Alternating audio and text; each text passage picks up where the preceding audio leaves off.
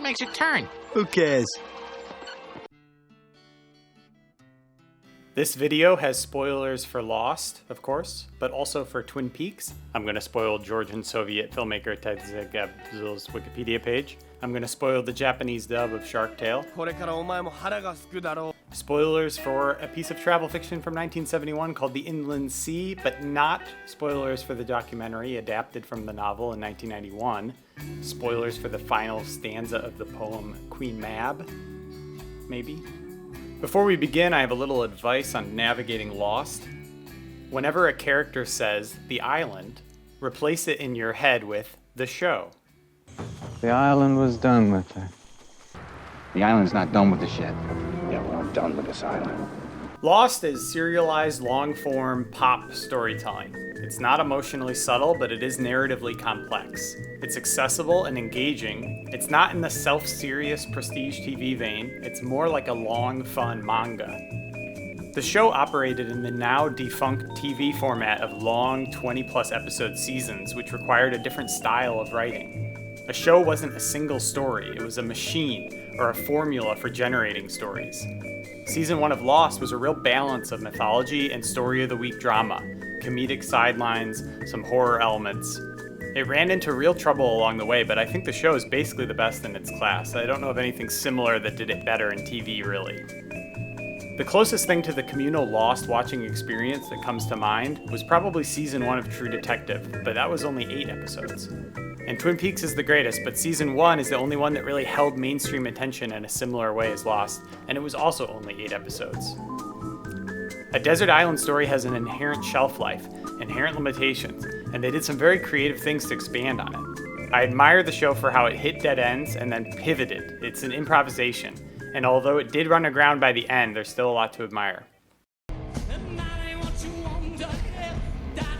You ever sit back and think about the White Stripes?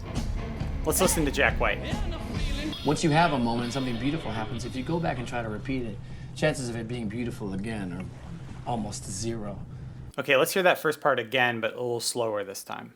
Once you have a moment, something beautiful happens. If you go back and try to repeat it, chances of it being beautiful again are almost zero. So hold that in one hand, but let's also hold that the identity of a project is built on some level of repetition, and of the limits that the premise imposes. The White Stripes themselves are an example of this, of theme and variation. Lost has its flashback structure, and the White Stripes have electric guitar and voice and drums. Simple elements, the colors red, white, and black. These elements that can seem like a gimmick are also a limitation. They did what they could within the strictures of the project, and then it was over. 6 albums, 6 seasons. It's a balance between moving outwards and also holding on to the elements that define the project. The great opportunity in doing a long-form story or a sequel is that you could find a nook or a cranny that wouldn't be accessible in one move, which would never be conceptualized as its own thing. Even the backstory of the writing of the pilot episode of Lost was like this. Some guy wrote a standard desert island show, and the network gave it to these 2 nerds who pushed it beyond. What appears to be the basic concept of the show, a desert island survival show, but there's also weird stuff, came about through an improvisation, a variation, one step this way and one step this other way. By the time you reach the ending run of episodes in Season 3, which I think is my favorite section of the show, you're watching something that's pretty odd and cool that nobody could or did conceive of as its own entity. They had to write through the material to get to that. This is the best side of long-form storytelling, that if you follow the ideas and let the thing go where it wants, you might end up somewhere really special. Twin Peaks: The Return is the best example of this because it's very, very different from the first 2 seasons in the movie. It's conclusively its own experience, but it's also so dependent on those stories to function or to make sense at all. So I think it's not the case that in evolving a project that you want to let it become something that might have been square one. I think it needs that dependency. The downside of long-form storytelling is just entropy, the decline of purpose and quality. The repetition that the project needs will also eventually unravel. If you have something that is working, the strictures and the temptation is to repeat what works, but material just breaks down from repeated use, and attempts to move it in a new direction can sometimes fall outside the identity of the project. This can provoke a pretty visceral negative reaction, like seeing Columbo using a gun, or Dale Cooper in plaid. Like, it just feels wrong. You can't really do the same thing twice, because it'll feel different the second time, the context changes, the show changes. Here's an example. Throughout Lost, there are all these different crossovers between characters. The first time they do this is the moment when Sawyer realizes that he had a drink with Jack's dad, and that Jack's dad said some important stuff to him that he was too cowardly to tell Jack himself. Right now, he thinks that I hate him. He thinks I feel betrayed by him. But what I really feel is gratitude. That's why the Red Sox will never win the damn series. That's why the Sox will never win the series. What's that? Tells me he wishes he had the stones to pick up the phone and call his kid. Tell him he's sorry. He's a better doctor than he'll ever be. It's a nice moment. And then it just happens a bunch more times, particularly with Jack's dad. Jack's dad drank with Sawyer, but he also drank with Ana Lucia. He's Claire's absent father. The rest of these crossovers after that first one don't really feel like much to me. I don't know, maybe other people got more mileage out of, like, Locke inspecting a house that Saeed's lost love is gonna buy. But to me, these crossovers just contribute to an effect that I call the small fake world. It's a paradox of storytelling. You want to make the new things that you introduce matter, so you latch them onto the people we care about in the story. But in doing so, you might also make the world feel smaller and more fake because you're kind of pulling the walls in. Do you remember on the US Office when there's like a wedding and they invite all the people from the office? Like they invite their coworkers and their boss to their wedding? Like, don't these people know any other people?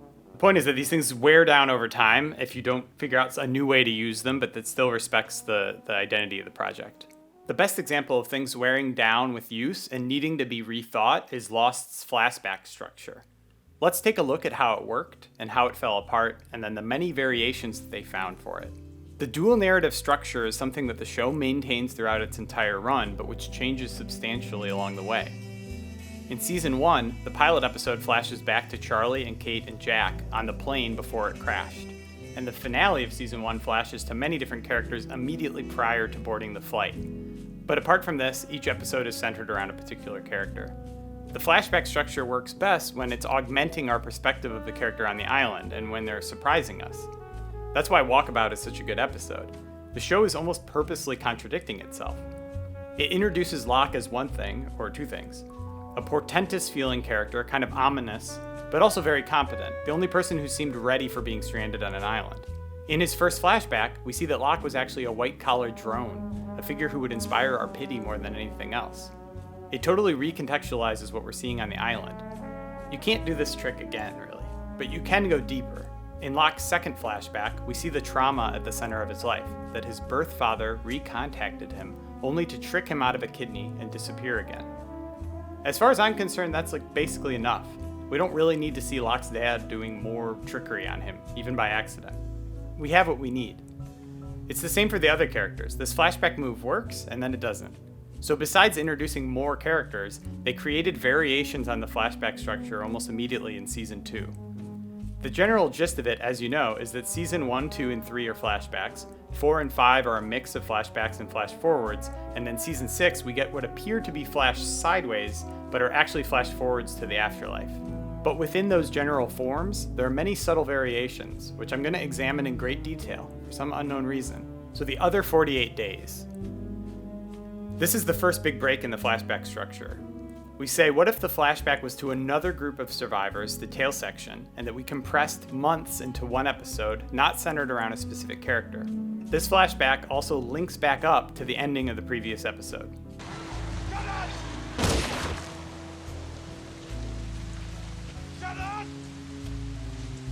It can feel like a waste that the flashbacks are often not really relevant to the on-island plot. So what if you had a character disappear for a while? Then when they come back, their flashbacks would be on-island, maintaining the structure but modifying the way it feels. Lost does this twice in Season 2. Claire disappeared in Season 1 for a while, so here we flash back to what happened there. And also, we say, what if the flashbacks are actually the character themselves reliving the memories that they forgot? Claire is now in the same position as us. She's seeing these flashes of her past which she didn't know before, and which are recontextualizing the main narrative. This is an instance of narrative structure becoming narrative content. Lost is going to do this a lot. Michael had run off to find his son, totally reasonable thing to do, and he's gone for a while. His next flashback episode, we're able to not only flash to the on-island action, but it even interlocks with what we saw in the episode The Hunting Party. I hoped it wouldn't come to this. Bring her out, Alex! It's similar to what they do with the "Do you want him to die?" moment, which we see from 3 different perspectives in 3 different episodes. The flashback structure is intact and the narrative material is locked in. But elsewhere in the season, not as much. We still gotta fill those hours of these big 20-episode seasons. The episode The Whole Truth is where I started to really notice the contrast between the stakes and the momentum of the flashback and what is supposed to be the B-plot of the episode, but is really drawing our attention. In this case, it's the Henry Gale plotline. In season 1, the variety of characters gave each episode its own feel, but here it starts to become like 2 different shows have been jammed together and don't fit. The stakes of the B-plot are just too big for me to get invested in what is supposed to be the A-plot. 사실은요, 선 씨에게 문제가 있는 게 아니고요. Ambush. 부군에게 문제가 있습니다. And when your friends got there, a bunch of my people would be waiting for them. And then they'd use them to trade for me. Flashes Before Your Eyes, Desmond episode. What if a character in Lost were aware they were in a flashback? What if they tried to do something different than what they did? Can they change things? No, you won't. This lady is saying no. Okay, well, we'll come back to that later. What if your life flashed before your eyes when you were maybe going to die, but then afterwards it kept flashing, but now into the future? Those flashes, they didn't stop. So, you tell me you saw a flash of Claire drowning this morning. That's how you knew how to save her.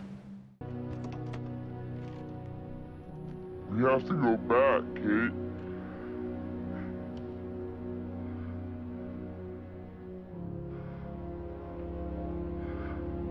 Expose, controversial episode. What if the flashbacks covered the entire run of the show up until that point, but from the perspective of 2 new characters who were in this nebulous blob of survivors? I think this idea could have been incredible if it had been set up a little earlier and if it had consequences in the rest of the show. But instead, it's literally a dead end. So one of them, Juliet flashback. Now, what if the flashbacks start exactly where the previous flashback for the character left off, and then they continue right up until before the on-island action of the same episode? It sounds confusing. Here's a graph and another graph. Here's a thing. Maybe it explained it. We'll see what I do later. The Brig, again, we're flashbacking to a character's time on the island, but which we hadn't seen before. Locke in this case. Greatest Hits, Charlie episode. What if the flashbacks were the 5 favorite memories of a character? I guess that counts as something. Wait a minute. Stop. Stop the video essay. This episode, Greatest Hits, also has an unstructured on-island flashback. Look at this. I think this is the only time this happens in the whole show. Please sound off in the comments if there are any other unstructured flashbacks in Lost. I didn't notice any. The writers just needed to cut to Ben a few days earlier or whatever, so they just did it. Narrative structure be damned. Let's take this quick break to also point out something weird. They do the Rousseau's daughter Alex is actually alive reveal twice. She was about 16 years old. A girl with blue eyes. And her name was Alex. She helped me. Pretty sure that she's your daughter. Just like you did. She wasn't like the others. So this episode confirmed dead in season 4.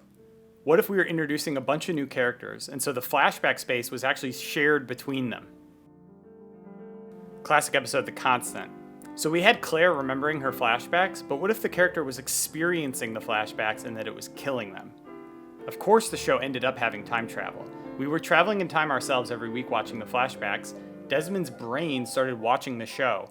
It's another instance of narrative form becoming narrative content. Desmond's brain watched the show so much that he becomes this sort of all-knowing guardian angel fanboy who's organizing the show reunion in season 6.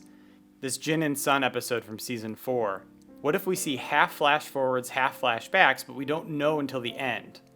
I think maybe this would have been alright if Jin was actually dead, but since he's not, I mean, it's pretty lame. But still, it is another variation.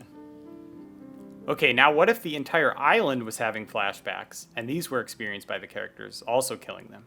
What if the island, the show, remember, flashed back to earlier in the show and the characters saw it? Okay, what if the entire episode is a flashback because our characters have gone back in time? The show itself is flashback. The characters got on a plane and they flew into light and flashed back. Flashed back. The season 6 episode is a Locke flash sideways. Again, actually a flash forward to the afterlife. I always have to remind myself that. But Locke on an island is actually the Man in Black. So the flash forwards are to a different person, but they share the same body. Pretty weird. So overall, very creative use of this structure throughout the show. I think pushing the ideas to their endpoints and then pivoting to something else. These flashbacks also figure in the climax of the final episode. The characters, living their alternate lives where the plane never crashed, come to the momentous experience of getting to watch Lost. Now, both Twin Peaks and Lost end with characters in an alternate timeline remembering what happened in the show timeline. In Twin Peaks, it's completely harrowing. Twin Peaks and Lost are also both centered around a plotline that has an inherent shelf life. Like, who killed Laura Palmer is a bit like did they get off the island or not, and resolving these questions scrambled the show's brains. In the case of Twin Peaks, this was a temporary setback. In the long run, that show actually gained a lot of meaning and purpose from this development, despite the circumstances around it being resolved, and the immediate aftermath. But for Lost, it was not the fact of them being rescued as revealed in the first flash forward, but the season 4 finale.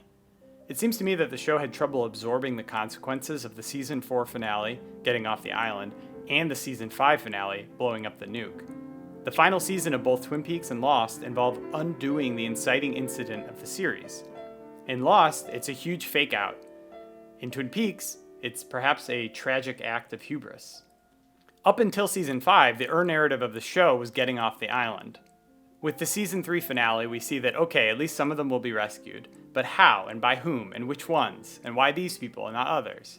Season 4 answers those questions. In the season 4 finale, Locke even seems to settle down as being the new Ben and finding his place among the others. With some light rewriting, the season 4 finale could have been the end. Once all these questions of rescue are answered, attempts to prolong or continue the story start getting a little wild.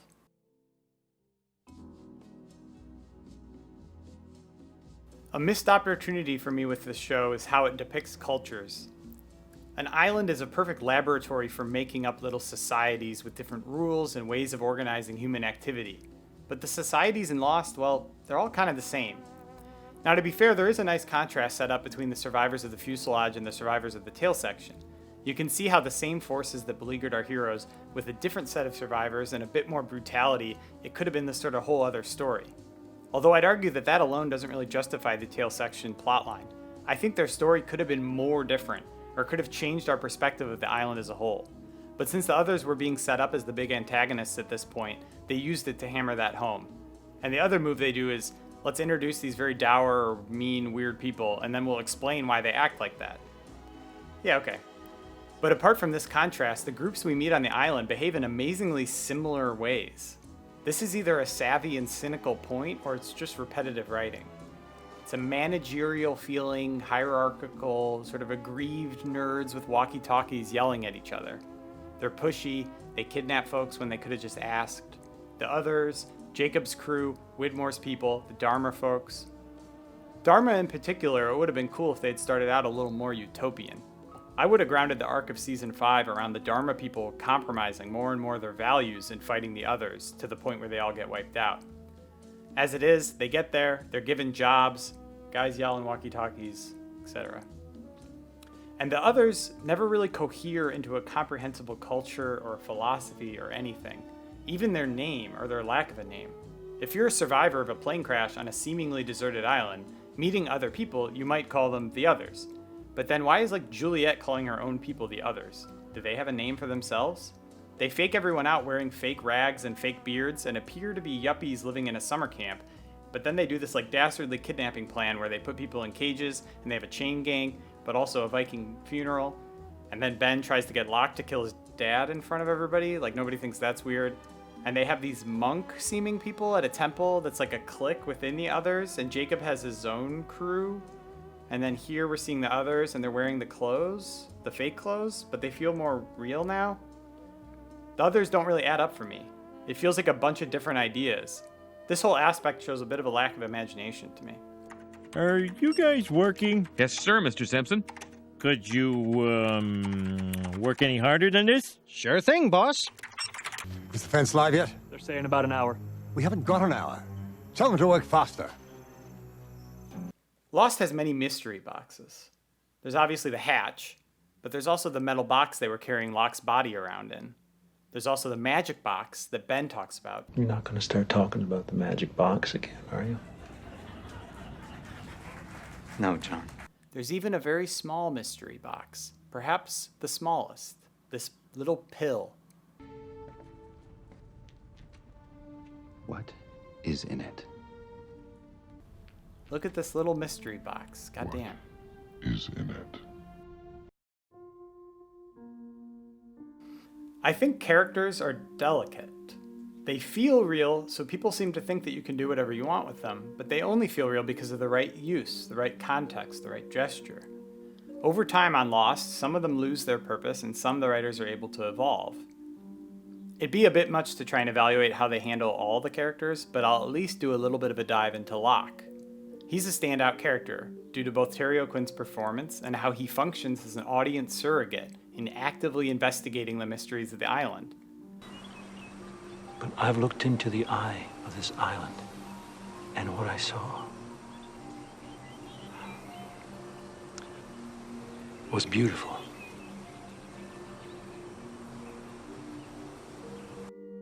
One of my problems with season 2 is how this central mystery of the hatch is resolved for Locke.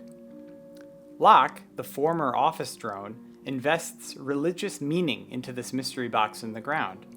Locke, of course, worked at a company that made boxes. And what is inside the hatch? It's a white-collar data entry job. You wake up and go to work and push a button on a computer. The irony of this is overwhelming. It should be crushing. But the religious meaning is then shifted onto the belief in pushing the button. And so for the bulk of season 2, Locke is doing middle management. He's scheduling shifts at his button pushing job. He doesn't even insist on doing it all himself, which at least might have shown a deranged attachment to the task.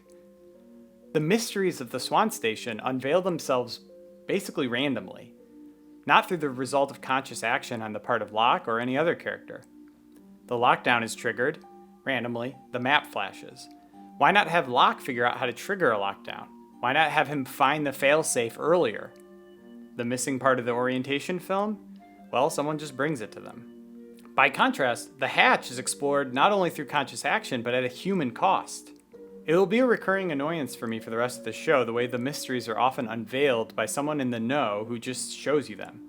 Like the monster is this great mystery, and then Ben just sort of summons him by flushing a toilet. Wouldn't it be better if Ben had never done that before, if he had instructions on how to summon the monster, which were like passed down to him? Wouldn't it have been better if they had discovered the Orchid Station and it was built up like the Swan Station is? Maybe it's the Dharma Station where for a while they can't figure out what it was for? But instead, Ben just runs in and does stuff. As a consequence, the writers don't really know what to do with Locke during season 2. He even starts to feel like a different character at points. His character regains focus around the same time that the show does, around the episode Enter 77. And here we get a more chaotic Locke, one which follows up on the Locke problem that Jack identified at the end of season 1. We're gonna have a Locke problem. This works well until he makes a choice that I find out of character, or at least made too easily. Choice to leave the island. I just don't see him leaving the island, even to save it. He leaves, he despairs, he's killed. It's a tragic arc, but it has trouble landing because all the confusion the writers have brought on about the issue of who's dead and who's alive and what's real. Like, the punch of season 4 is the reveal that Locke is dead, but in the context of Lost by that point, it didn't really feel like a revelation that John Locke, a human being, had died. The feeling was more, oh, this will be some part of some crazy mystery. And even when we see him being killed by another main character in the context of that 5th season, it feels like we're waiting for another twist. That was also my impression at the time that it aired. It was only sometime randomly in season 6 that it hit me how tragic his whole arc is.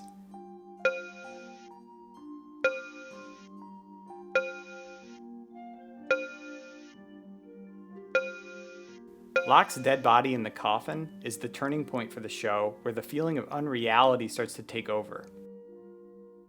Over and over again, characters in Lost voice the idea that everyone is dead and that they're in hell or purgatory.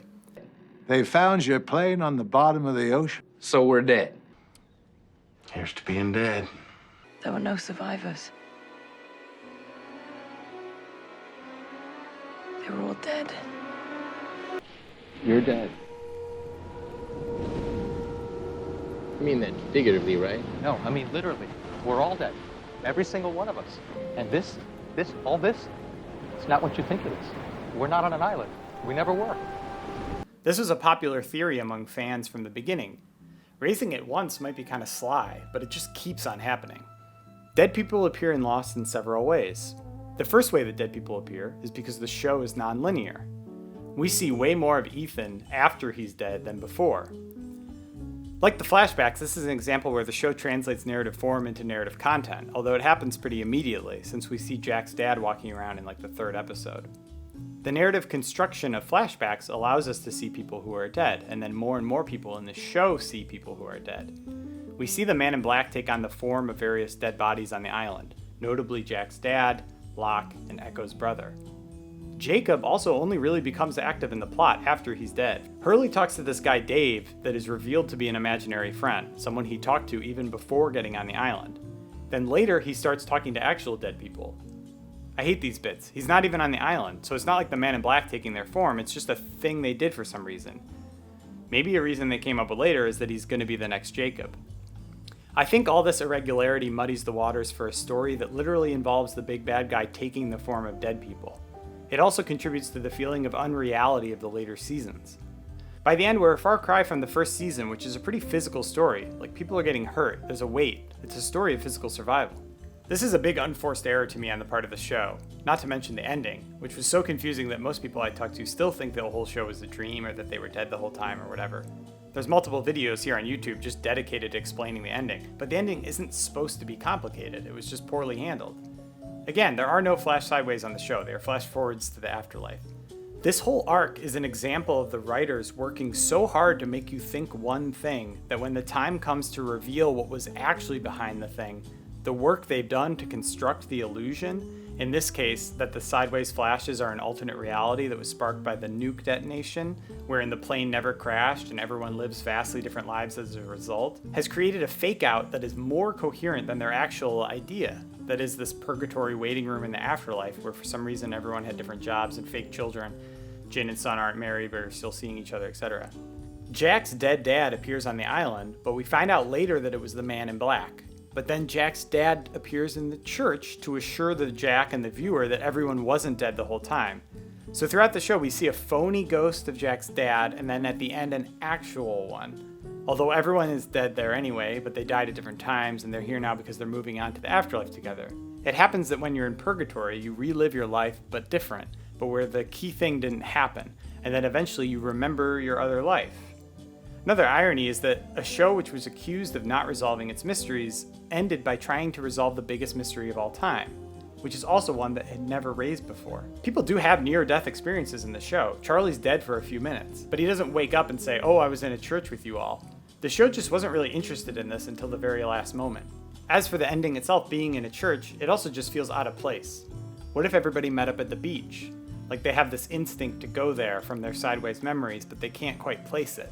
So they go to the beach, but it's like the Santa Monica Pier or something, where there are families and music playing, and they have this memory of this secluded island. And maybe Boxer Santoros is there doing that cool thing where he drinks a six-pack, like, weirdly, and Pilot Abilene is chilling on top of a machine gun, which is there to defend the fluid karma extraction platforms. What was the point of this show? That's intense and reductive, so let's ask first, does this show have a central idea around which the narrative material is organized? This isn't the same as a particular end goal, nor is it precisely a message, although it's close, maybe more like a question. Let's swoop back to the idea of the island being the show. I'm sorry to have to tell you this, Desmond, but the island isn't done with you yet. What does it mean when a character says this? Well, they're making an allusion to some kind of authority. The dichotomy that the show sets up in season 1 of faith versus reason, coincidence versus providence. We were brought here for a purpose, for a reason, all of us. It's also a question about authority. Who's in control, if anyone? Can we find personal meaning or growth while living in this uncertainty? Can we make sense of tragedy? For the first couple seasons, at least, I would say that might be the central organizing idea. Our sources of authority start out very tenuous, but as the series progresses, we start to run into seemingly all-knowing figures, people on some other level. At first, we have characters like Desmond, who know a bit more. I've got to enter the court, I've got to push the button! And you have the leader of the others, who you assume knows a lot. This is the man who can answer every single... I am not. All the way up the chain of command, we realize that these people don't actually know what's going on. There's one character who epitomizes the idea of introducing a character as all-knowing before gradually accepting that they don't know anything at all. In the episode Flashes Before Your Eyes, we're introduced to Eloise Hawking. I don't understand. This is wrong. You don't buy the ring. You have second thoughts. You walk right out that door. Here, she seems like some kind of interdimensional being. She's somehow aware that Desmond is trying to change the past by doing something different. But she's eventually established as a living human character. Partner of Charles Widmore, former leader of the Others, mother and killer of Daniel Faraday, etc. Like Ben rushing into the Orchid and just doing stuff, she takes us into another Dharma station, the Lampposts. So what happens if they don't get all the people who left the island to return? Then God help us all. Alright, well, this just seems like a rule that we made up for no reason because without our characters on the island, we don't have a show. But okay, she seems to know what she's talking about. So what happens when they actually can't get everyone back? It'll have to do for now. What? Now, it's not that the show needs an all-knowing character, it's that they created them in the first place, but then once we realize they don't know what they're talking about, what were they even saying and why? One of the main plot lines of Season 5 is this idea that they have to get back to the island, but we never find out why. We just have two different authority figures saying they gotta do it. Following what the show is about, Jack should actively investigate this mystery Season 1 John Locke style and discover something, that they're lying, anything. It's the same with Jacob and his story. He turns out to be some guy who drank some water and this lady told him some stuff. His actions don't make sense, but he's also not the fraud that he was set up to be in Season 3's episode The Man Behind the Curtain. Characters like this should exhaust their authority and the mystery goes on where the characters can pick it up. We shouldn't hit this weird blank wall that's like running into authorial intention itself. Gotta go back to the island because that's where the show is. The trouble is that clearly the writers have decided that there is meaning and there is a design. It's not a coincidence. So now what? What's the show about? Well, how about good versus evil? The island is a cork keeping in evil. But that doesn't really do it. I mean, it gives us a narrative end, the bad guy's dead, but it doesn't give us an emotional one. So in the final season, we have the ending flashbacks where they remember and see what happened on the island. We get the bits in the afterlife where it's our old favorites, but it's scrambled up into different situation. There's no plot reason for this. It doesn't follow from the story. It's just to emphasize that no matter the time or place, it's these personalities that we can end on, because maybe that's what the show was about. Maybe because we lost track of what it was actually concerned with. There was a lot of creativity in this show, and the way that it developed as it went on, I really think is worthy of appreciation. The biggest error, I think, was losing the sense of weight or reality. And second, resolving the central tension of the show seemingly without even realizing it, and then swapping in a different theme to end on. They didn't quite follow their own ideas. This is a different problem than just having good or bad ideas. Not following the ideas is when you get a sense that the writers have an effect or a conclusion that they just want to get to, and everything is kind of contrived to produce that outcome. But that might not actually be where the story or the material wants to go. It sounds a bit like a Ouija board, but that's actually not far off. I really enjoyed watching Lost again. It is overall quite proficient and imaginative. It is also a refreshing genre to see a strong take on. Now the real mystery is, why does Alex have a Confederate flag on her backpack?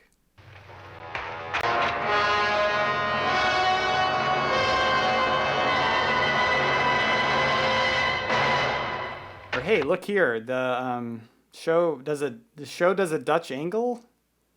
Unusual visual choice? Alright, I think that's enough for now.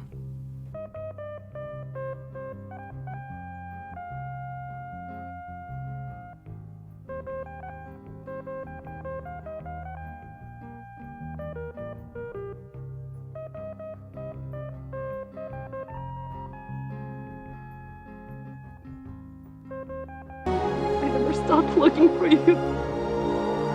Looks like someone got their voice back.